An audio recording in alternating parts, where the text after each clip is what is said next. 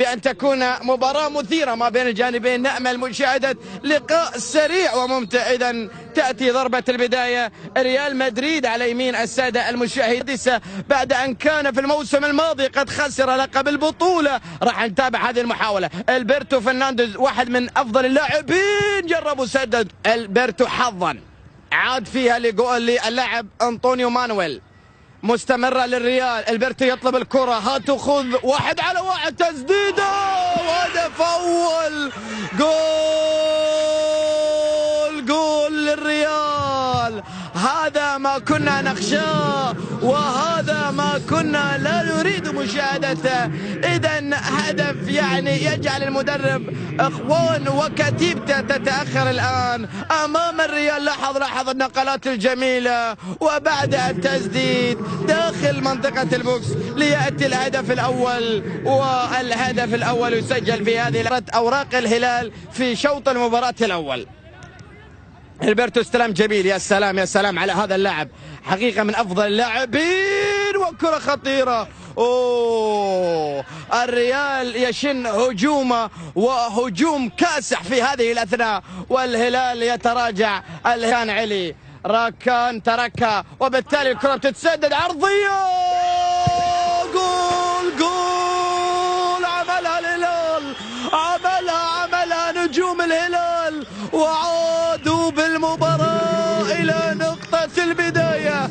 يا له من فريق، ويا لها من أسماء، ويا لها من نجوم. الله على الارتقاء وعلى الرأسية وعلى الكرة المثالية الطاولة. يا له من شوط أول مثير، وتسديدة للهلال الذي ينتفض في الدقائق الماضية. للهلال كيف ضاعت، لكن أي خطورة يشكلها الهلال على مرمى الريال. محاولة على الجانب الأيمن مرتدة للريال، هي مباراة تكسير العظام. البرتو روح، عرض، هدف للريال. هذا الهدف الثاني يأتي ليعود الريال ويتقدم، وهفوة دفاعية من الهلال يأتي من خلالها الهدف الثاني للريال، ورأسية من جاكوين اللاعب رقم 2. قلنا لكم البرتو هو مصدر الخطورة يا جماعة. البرتو اللاعب اللي حاول، لاحظ سرعته، لاحظ عرضياته، هو مصدر الخطورة. دي باريس جمال فرنسي، طاهر حسين، والمحاولة على الجانب الأيسر. حقيقة الهلال يملك مفاتيح لعب، قادرين على العودة. جول الثاني للهلال. خالد فهد يسجل هدف التعادل. الزعيم السعودي يرفض الخسارة، الزعيم السعودي عين على المباراة النهائية. الله يا خالد على هذا الارتقاء، على هذه الرأسية التي أوجعت.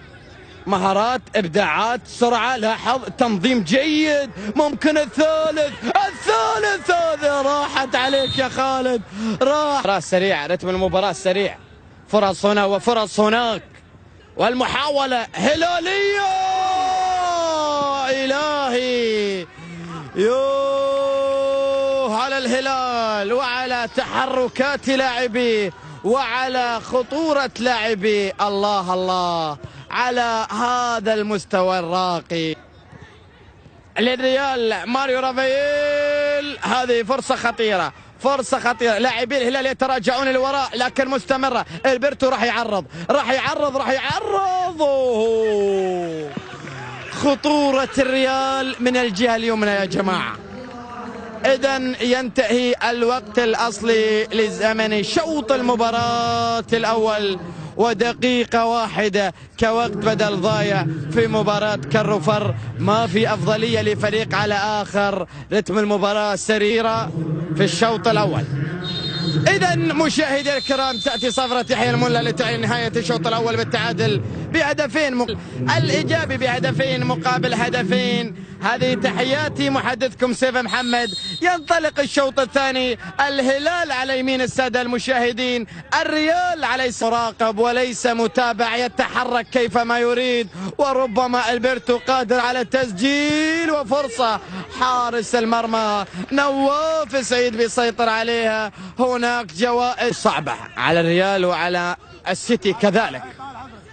ايضا تأهل اتلتيكو مدريد مع بايرن ميونخ، بايرن ميونخ اللي هزم بنفيكا البرتغالي، وفرصة وهدف ثالث يأتي في مرمى نواف سعيد. هفوة دفاعية للهلال، الريال يأتي بهدف ثالث عن طريق اللاعب جاكوين من العريقة التي أنجبت أسماء كبيرة ركنية. الكرة الهوائية إلى خارج ملعب، مرت على الجانب الأيمن. الهلال كما عاد في شوط المباراة الأول قادر على العودة في الشوط الثاني. الكرات الهوائية هي السلاح الأول للهلال الذي اللاعب فقد توازنه وراحت عليه خالد فهد. عادت لطهار حسين، يا ولد يا طهار، لكن كرة ضاعت وراحت. وآمال الهلاليين لم تضيع حتى الآن، آمال الدان، ولا زال هناك وقت ولا زال هناك دقائق. هنا محاولة بيرتو، عادت للريال، المحاولة مستمرة، الريال يضرب ولكن نواف سعيد يتصدى. والريال راحت تسديداته، نواف سعيد يقدم مباراة جميلة، نقلات للريال، وبالتالي المحاولة تتخلص. هلالية مرتدة سريعة، ممكن على الهلال، على الهلال، جول للهلال. لم يرفع الشارة ولم يرفع الراية البيضاء. الله على كرة ذهبية يأتي من خلالها الهلال ويسجل هدف التعادل. يا سلام، سلم على الهلال، سلم على هؤلاء النجوم. ياهي مباراة وياهو أداء سالم أحمد البديل. إذا مشاهدينا الكرام، ينتهي الوقت الأصلي بالتعادل الإيجابي 3-3. استراحة قصيرة، أعود مع حضراتكم أنا سيف محمد في الأشواط الإضافية في هذه المباراة التي تجمع الهلال والريال.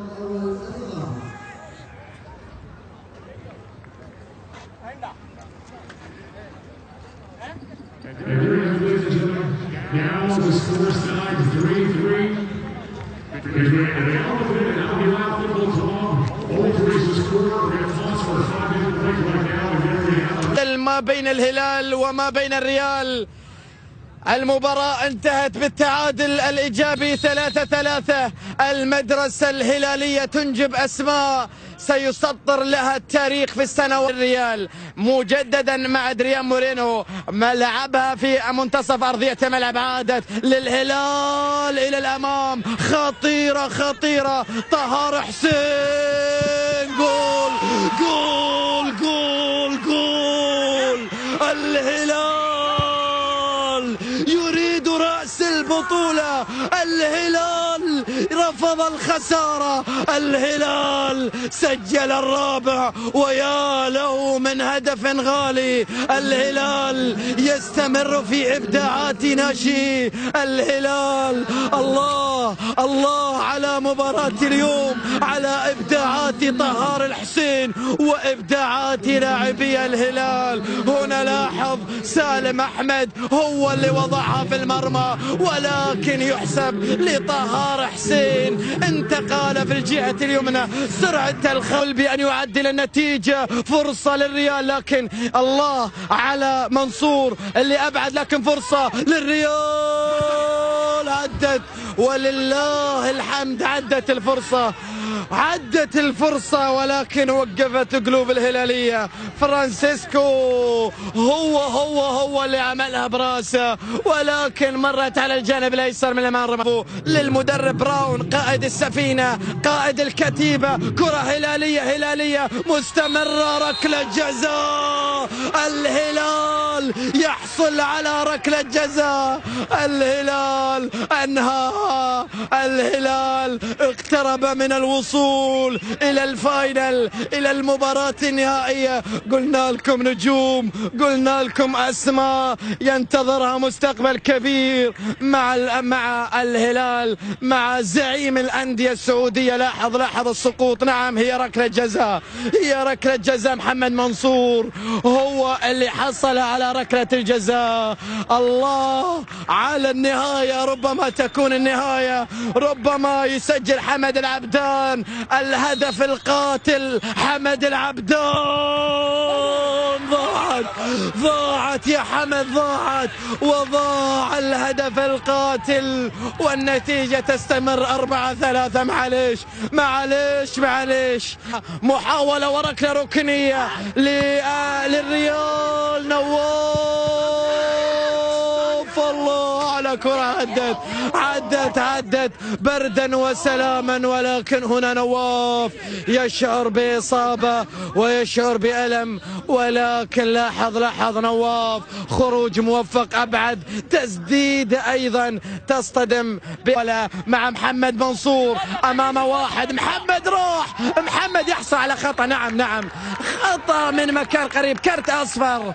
الله يا محمد منصور أيضا يحصل على ضربة حرة مباشرة في كرت أحمر. الريد كارد يحضر في مباراة مجنونة شهدنا فيها الإثارة والتنافس القوي. والشوط الإضافي الثاني ينتهي يا حكم كامل. إذا صافرة الملا تعلن وصول الهلال إلى المباراة النهائية. فرحة كبيرة للاعبي الهلال. مبروك يا رجال، مبروك يا أبطال، مبروك لزعيم الكرة السعودية. الهلال في لقطة جميلة، في لقطة رائعة، في فرحة كبيرة للهلال وللاعبي الهلال الذين أقصوا ريال مدريد في مباراة مجنونة. مبروك من الأعماق للريال إدارة وجمهورا ولاعبين، وهارد لك للريال وجماهيره. أتمنى بأنكم استمتعتم أحبتي الكرام بهذا اللقاء. وصلنا إلى النهاية. أتمنى بأني فقت في التعليق والوصف على هذه المباراة. تقبلوا تحياتي من كان معكم من خلف الميكروفون، سيف محمد. أستودعكم الله، والسلام عليكم ورحمة الله وبركاته.